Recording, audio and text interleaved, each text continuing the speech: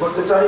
তো আমি আশা করি যে আমি নগদ না পারলেও খুব তাড়াতাড়ি সুযোগ পেলে ইনশাআল্লাহ, সময় কখনো বলা যায় না, আমি পেলেই এর মুরিদের প্রতি কিছু আর্থিক উদ্যান দেওয়ার প্রত্যাশা ব্যক্ত করছি। আল্লাহ যেন আমাকে হাত দিয়ে কিছু কাজ করার তৌফিক করেন, দোয়া চাই। আর সবাইকে সালাম দিচ্ছি, দোয়া। আমরা কারো প্রতিশোধ দিতে চাই না, কেমন? আমরা সাংঘাতে যাবো না, আমরা কাউকে অভিশাপ দেবো না, নাকি? এখানে তায়েফ যুদ্ধে যখন পিটাচ্ছিল, জেলেছিলাম চলে আসছিল দুই পাহাড়ের এ নিয়ে, যে দুই পাহাড় যে বিশ্বাস করে দেবে আল্লাহ রাসূল বলেছেন না, এদেরকে মেরে ফেলতে অভিশাপ দিলে আমি তাকে দাওয়াত দেবো। আমরা কিন্তু সেই রসুলের উত্তরসূরি, যে আমরা যে ভাইরা অবস্থার আমাদের প্রতিশোধ নিচ্ছে করতেছে, এদেরকে আমি হিদায়াত চাই, নাকি? কি চাই? হিদায়াত চাই। তারা আমাদের ভাই। হিদায়াত চাই, প্রতিশোধ নয়। হিদায়াত চাই, হিদায়াতের মাধ্যমে তারা ফিরে আসুক, আমরা সেই সান্ত্বনা থেকে জানাতে চাই। আমরা কাকেও বদদোয়া করবো না, গালিগালাজ করবো না, এবং সমাজে আমরা বিচ্ছুকল করবো না, অনর্থ তরকারি আমরা সমালোচ করবো না। হাদিসে আসছে, পড়াশোনা আছে, যখন চাহের যাত্রা করে তুমি করো সালাম, আসসালাম করে চলে এসো, তর্ক যেও না, কারণ তর্ক খারাপ কাজ, তর্ক করলে সমস্যা আছে। আমরা তর্ক যাবো না, কারণ সালাম দিয়ে চলে আসবো। এসে পর্যন্ত আমার কাজ, আমি আল্লাহর বান্দা হিসাবে, গোলাম হিসাবে আমার যে গোলামের দায়িত্বটা পালন করবো ইনশাআল্লাহ।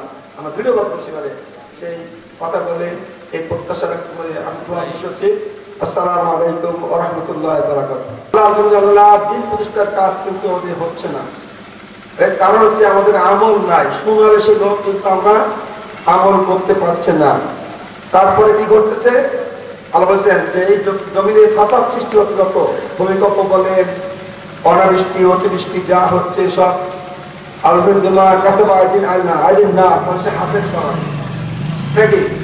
আল্লাহ চাপিয়ে দেন না। মানুষ যখন অন্যায় করে, মন প্রতিকে ভুলে যায়, সত্য যখন আল্লাহ আলী তাদের শাস্তি দেন। সেটা কি? যখন কোন সমাজে ছোট ছোট কাজ পাপ শুরু হয়, সমাজ লোক দেখেও দেখে না, ইমাম সাহেব দেখেও দেখে না, আস্তে বড় হয় তাও দেখেও দেখে না, এমন প্রতিরোধ করে না, কারণ সাহস নাই, নাকি? সাহস নাই, বলে না জানি এবার কি হবে, জেল খাটতে হবে কিনা। এই তো আমি খেলে আসলাম, নাকি? 2 মাস চলে আসলাম। এই ভয়ের কারণে আমরা অনেক ভালো কথা করতে পারি না, পরিবেশ নাই, যে কারণে আজকের এই সমস্যা।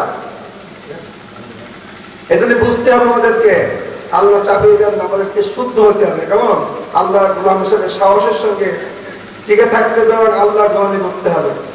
এই গোলামি করতে যদি আপনার ক্ষতি হয়, আপনার মালের ক্ষতি হয়, জানার ক্ষতি হয়, আপনার জিয়াদের গুনাহ হয়, আপনার সমাজে দীক্ষিত হতে হয়, তাও এর থেকে কি বিচ্যুতি হবে? যাবেন। তবে হ্যাঁ, সময় বুঝে কাজ করতে হবে। এখানে ইমানের 3টি অঙ্গ বলা হয়েছে। হাদিস আসছে, মানরা মেন্তু মুনকারান, যত অন্যায় কাজ করবে ফাঁকে এবারে আদি, শক্তি থাকলে হাত দিয়ে শক্তি দিয়ে পাল্টে দাও। আমরা পাচ্ছি, কারণ শক্তি আমাদের পক্ষে নাই, নাকি? তারপরে যদি না হয় ফাইনাল রাস্তাতে সম্ভব না হলে খাবে লেসানি অস্ত্র জব দিয়ে বাজার কাছে করে না, এটা যোগের কাজ, এটা হাতিয়ার কাজ, আগুনের কাজ, এটা ফল ভালো না ভাই, বাপের কাজ করো না। তাও সম্ভব হচ্ছে না এখন কোনো পর্যায়ে, নাকি? সম্ভব হচ্ছে না, আশেপাশে হচ্ছে না অনেক কাজ, আমরা যদি সব করে বলা যাবে না, তাহলে হাত ধরতে হবে কি? এবার হচ্ছে মনে ঘৃণা করতে হবে।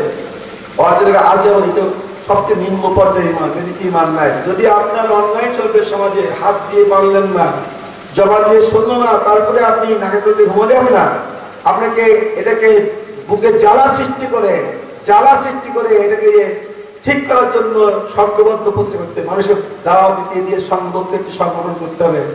একদিন হয়তো পর্যন্ত হবে না, এরপরে ইমান থাকবে না। থাকবে যে না করি, এই মনে ঘৃণার কথা থেকে ইমান থাকবে না। সমস্ত এই কাজটি করতে হবে। সমস্ত আজকে অনেক অস্ত্র হবে আমাদের মান আসছে, আর সব অনেক বক্তা আছে, অস্ত্র। আমি আসলে বেশ কয়েকদিন অসুস্থ আছে এবং বেশ ধারণা আছে। জানেন যে আমি, আপনারা আমাকে এই সিংহীবাসীর প্রতি কৃতজ্ঞ জন্য যে সিংহীবাসী প্রতিবার ন্যায়ের পক্ষে রায় দেয়, সমর্থন দেয়, নাকি? প্রতি ক্ষেত্রে যখন কোনো নির্বাচন হয়, সিংহীবাসী ন্যায়ের পক্ষে, ইসলামের পক্ষে রায় দেয়। এটা একটা বিশাল চূড়ান্ত একটা দৃষ্টান্ত। এটা আমি কৃতজ্ঞ সবার প্রতি। জানেন যে আমরা পরিষদে গেছিলাম, ভালো মন নিয়ে কাজ করতেছিলাম। আপনারা জানেন যে পরিষদে যে ঢাকা সিভিল ব্যবস্থাকে সুন্দর করেছি আমরা, আমরা একটা খাল কেটেছি, যেটা অনেক গুরুত্বপূর্ণ। এবার বর্ষা হলে বুঝতে পারেনি, বর্ষা হলে বলতে ফায়দাটা কি নাকি? বর্ষা হলে বুঝতে পারেননি। বর্ষা হলে ফায়দা বলতো আমি মানে মেহমানখানা যাওয়ার আগে আমি আরো কিছু টাকা দিয়ে একবার ওই সন্ধ্যাবন্ধটা সুন্দর করে দিয়েছি। আমি এখানে শেষ করিনি, আমি এসে আবার জেলা পরিষদে যে আমার জানেন যে গত বছর আমরা বিগত আত্ম হয়, আমার ওই পরিষদের ভিতরে একটা সুন্দর রাস্তার জন্য আরো ফান্ড নিয়েছি, মোটির জন্য ফান্ড নিয়ে এসেছি, এবং ওই প্রতিষ্ঠানটি টোটাল প্রতিষ্ঠানটা ভিতরে টাইস হবে, আরো গভর্নমেন্ট টাকা দিয়েছে, আমরা সেটা আমরা করছি। এইভাবে একটা সুন্দর প্রতিষ্ঠান কাজটা করছি। এবং আমি আমার সদস্যদের নিয়ে যে কদিন পর কাজ করেছি, অন্তত টেবিলে বসে ভাগ করে সুন্দর করে কাজ করেছি। হয়তো বা মাঝখানে একটু স্লিপ হয়ে গেছে, আশা করি এটা পুষিয়ে নেওয়া যাবে ইনশাআল্লাহ, নাকি? ইনশাআল্লাহ আপনারা বিশ্বাসের নাম্বার পড়ে আমি ওই ভীত নয়, হক করতে যে কাজ করতে যে অনেকবার মেমোরিয়ালে গেছি, যাচ্ছি আসতেছি, কি করার তারা কিছু আছে, আবার কিছু বলারও নেই। যেতে মারলে সবাই বলো, আজকের এমন পরিবেশে এসে আপনার মারা হবে, কাঁদতে পারবেন না, নাকি? আপনার মারা হবে কিন্তু আপনাকে কান্না যাবে না, কান্না যাবে, কান দিতে পারবেন না। এই পর্যায়ে দোয়া চেতে হবে। অবশ্যই রব্বুল আলামিন যুগে যুগে রব্বুল আলামিন সাহায্য করেছেন মুমিনের করে। শর্ত কি? রব্বুল আল্লাহ সুন্নাহকে, যে আল্লাহকে রব বলে স্বীকার করার পরে ইস্তেকামাত থাকে, দৃঢ় থাকে, আপনাদের মালাইকা আল্লাহ ফেরেশতাদের সাহায্য করে। বলে কি? আল্লাহ তাকাবু ওয়ালা তাহাজানু, এই বান্দা তোমার ভয় নেই, তোমার চিন্তা করবে, দুঃখ নেই, অন্তত আলাও না, তোমরা বিজয় লাভ করবে। কিন্তু মুমিন ঈমান করে দিকে থাকো, সাহায্য করবেন। আল্লাহ করছেন না? ক্ষতি করেনি। আবার ঈসা আলাইহিস সালাম উঠাইছিল, সাহায্য করেননি? ফেরাউনের সাহায্য সবাই সাহায্য করেননি? মুসা আলাইহিস সাহায্য করেননি? সকল নবীদের সাহায্য করেছেন। যদি সাহায্য করেছেন কিছু করবেন ইনশাআল্লাহ। এটা আমাদের ইস্তিকামত থাকতে হবে, হতাশা হওয়ার কোনো সুযোগ নেই। মানে মুমিনের কোনো হতাশা আছে না? হতাশা হওয়ার সুযোগ নেই। কারণ আমাদের সামনে রয়েছে মহিয়ান, সে কাঙ্ক্ষিত বেহেশত বাধ্যজনক, নাকি? সেই অগ্নি শিখা, লিলিয়ান অগ্নি শিখা। আমরা কোনটা চাই বলেন? দুনিয়াতে কষ্ট হলে আমরা সেই কাঙ্ক্ষিত বেহেশত জায়গাটা না ছাড়ি। কারণ আপনার দুনিয়া ছেড়ে দিয়ে অনেক ম্যাজিস্ট্রেট আছে, চেয়ারম্যান আছে, এমন পুলিশ আছে, ওসিডিসি আছে, দোতলা বাড়ি আছে, গাড়ি আছে, কিন্তু দুনিয়া সুখ থাকার সত্ত্বেও বেহেশতে একটি জায়গা নেই। আপনার ব্যর্থ জীবন, ব্যর্থ জীবন, ব্যর্থ জীবন কোনো মূল্য নেই। মরে দেখেন অবস্থা কি হবে। যদি আমরা চাই দুনিয়ায় কষ্ট হয়ে হলো সে পরকালে বেহেশতের শান্তি যদি একটু জায়গা আমরা খুঁজে পাই, সেজন্য আমাদের এই প্রয়াস চেষ্টা করতে হবে। আমরা গেছি না, আমরা করবো ইনশাল্লাহ। ইনশাল্লাহ এই যে আকাশে ঘন ঘন মেঘ, অমাবস্যা রাত বেশি হলে একদিন প্রভাব কি ভেসে ওঠে না? তাই ইনশাল্লাহ আমরা আশা করি আমাদের এই দেশের প্রেক্ষাপট ইনশাল্লাহ চেঞ্জ হয়ে যাবে। আবার শান্তি বিদ্যুৎ বলবে, কয়মার পাতে পথ পথ করে বলবে ইনশাআল্লাহ। আমরা সে প্রত্যাশী, আমরা মোটেই হতাশা হই না।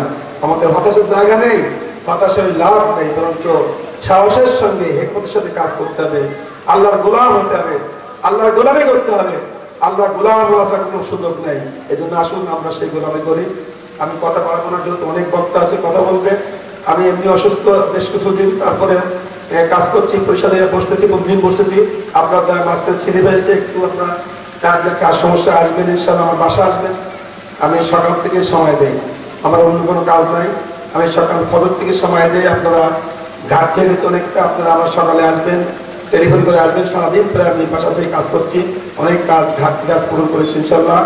আর আমাদের আমরা যদি আল্লাহ হায়াতে বাঁচিয়ে রাখে, আমি ময়দানে থাকি ইনশাআল্লাহ পূর্ণ হবে ইনশাআল্লাহ।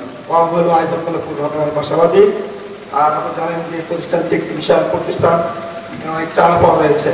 তো আমি ইতিমধ্যে আমি এই মেহমান আর আগে আমাকে একদিন বলছিলাম দিন যে আমাদের এখানে ইলেকট্রিকের সমস্যা, অনেক সমস্যা আছে। তো যেহেতু মাঝখানে ছিঁড়ে হয়ে গেছে, এটা সুযোগ ছিল, কিন্তু সেগুলো হাত ছাড়া গেছে। যার আবার শুধু আপনি ইনশাআল্লাহ আমি আশাবাদী যে আমি সম্মানজনক করতে পারবো ইনশাআল্লাহ। আমার মনে আশা আছে। এই প্রতিষ্ঠানটিকে নাম দিয়ে ভালোবাসি, প্রায় নামাজ পড়ি, এখানে কথা বলি, যেমন নামাজ পড়ি, দোয়া অনুষ্ঠানে আসি, সব প্রতিষ্ঠানে আসি। এখানে বেশ করে আমাদের কখন অতিথি মসজিদ, এখানে শুয়ে আছেন আমাদের শ্রদ্ধ ইব্রাহিম হোসেন, তার অনেক প্রতিদান রয়েছে এলাকায়, যার অনেক দান রয়েছে আমার মাদ্রাসায়, তাকে প্রাণ দিয়ে ভালোবাসি।